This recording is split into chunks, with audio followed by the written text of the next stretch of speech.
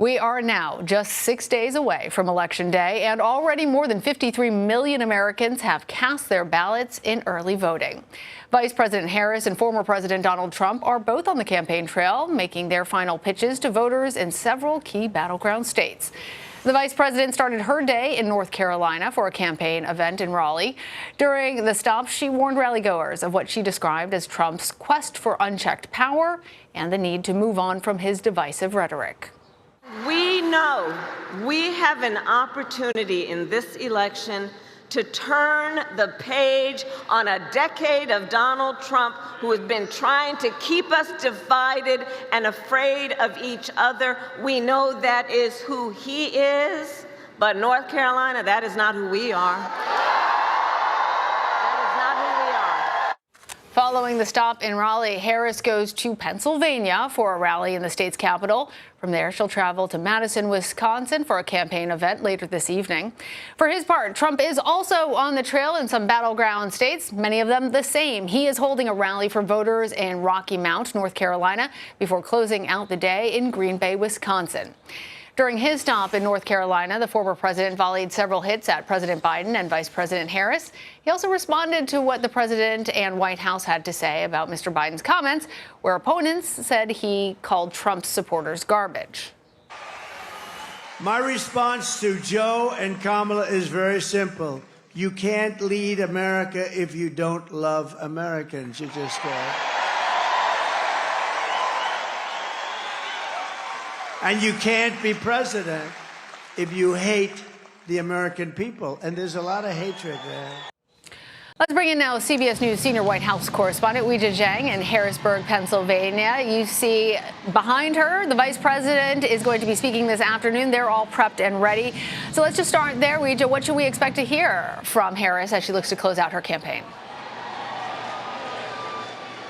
Lana, we are less than 1 week away from Election Day, so I think that we will be hearing her make her closing argument, which, of course, she laid out in detail last night on the National Mall, essentially telling voters that they have a real choice here, trying to make sure they understand the contrast between her and Trump. She continues to say that he will come into a second term with a list of enemies. She says she will come in with a list of things to do. She also talked at length about abortion rights and immigration because I think she wants to talk about the substance and the policies and how she can separate herself from Trump in those ways as well. But Lana, at the end of the day, it's become clear that her closing message to voters is a warning about what would happen, she says, if there were another Trump presidency. So, you know, in some ways, she was making the case against Trump as much as she was making the case for herself.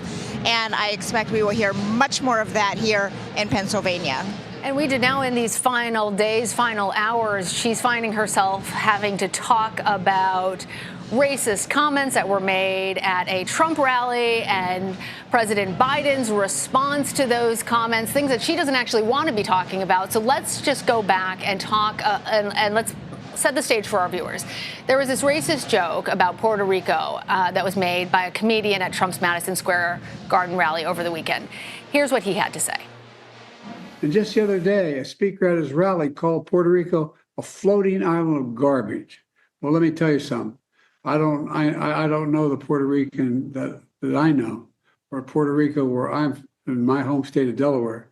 They're good, decent, honorable people. The only garbage I see floating out there is his supporters. His demonization of seen as unconscionable, and it's un-American. So you hear the president responding to that comedian calling Puerto Rico garbage. Now, the White House transcript says that there was an apostrophe after the word supporter, reflecting that the president was talking about the comedian who made the joke. But obviously, that's not how the Trump people are taking it. So earlier today, Vice President Harris also had to weigh in. She was distancing herself from the controversial remarks. Here's what she had to say. First of all, he clarified his comments, but let me be clear, I strongly disagree with any criticism of people based on who they vote for. You heard my speech last night and continuously throughout my career. I believe that the work that I do is about representing all the people, whether they support me or not. And as President of the United States, I will be a president for all Americans, whether you vote for me or not. So given all of that, given the echoes back to basket of deplorables, how concerned is the Harris campaign right now that the remarks made by someone else, by Biden, that might isolate Americans and hurt her campaign? So that is a really critical point, Lana, because when you're talking about Hillary Clinton in 2016 in the basket of deplorables, she was the nominee, and she left no room for interpretation about what she meant. She said it, she owned it, and then she had to live with any consequences that came after that. This is a very different situation. This is not the nominee, Harris, who is making the remarks. It is, of course, the president, who is very close to Harris in many ways, even though she has been distancing herself from him during the campaign. And I think her response really says it all, because she is aware that there is a lot of various interpretations of what Biden said. So she came out, she said, look, he clarified what he meant to say, which, by the way, the president himself almost immediately tweeted to clarify that he wasn't talking about all Trump supporters, but one Trump supporter, the comedian, specifically. But today, Harris also acknowledged that if for some reason you did think that Biden was calling all of Trump supporters garbage, she said, let me be very clear. I condemn that. I do not think it's right to, categorize anyone based on their political beliefs. And she reiterated the message, Lana, that she was trying to make last night, which is that I will be a president for everybody. And I think what's really important here that you mentioned as well is that this is the last thing she wants to be talking about, right? She just had this massive speech right in front of the White House where she wanted people to be able to visualize her as the commander-in-chief with the White House behind her. The crowd was massive, 75,000 people, and she really was able to hit home a lot of the points that she has wanted to for the duration of her campaign. And so now she has to spend time talking about what President Biden said. So at best, Lana, this is a distraction that she did not want to have to deal with. Yeah, on the defense instead of the offense in the final days. Weijia, thank you so much. Well, for more on the Trump campaign now, we're going to turn to CBS News political director Fin Gómez. So, Fin, if not for perhaps what is an unforced error by President Biden, the focus would have been on still what this supporter of President Trump had to say, which was really terrible about Puerto Rico. And Trump, for his part, he was saying that he's done more for the Latino community than any other president. How is this message all being received right now? And how is the Trump campaign feeling about undecided Latino voters, given that whether you're uncertain about what Biden said, there's no question about what this Trump supporter said at the podium at the invitation of the Trump campaign?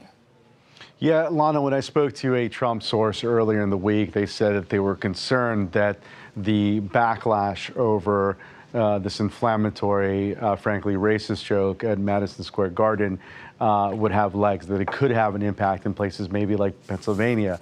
As you know, Lana, in Pennsylvania, it is a tight race. In our latest polling, it showed a dead heat, even race.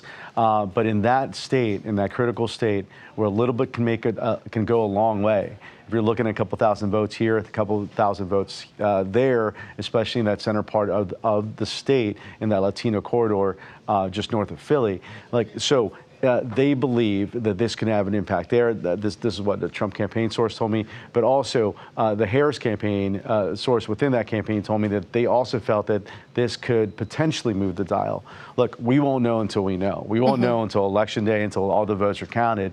But when it's a battle of margins and this close, Lana, this could have an impact. Well, and that's exactly it, Finn. This is such a close race. All of the CBS polling indicates that even a minor swing in any of these groups, in any of these battleground states, could make a tremendous difference in the outcome.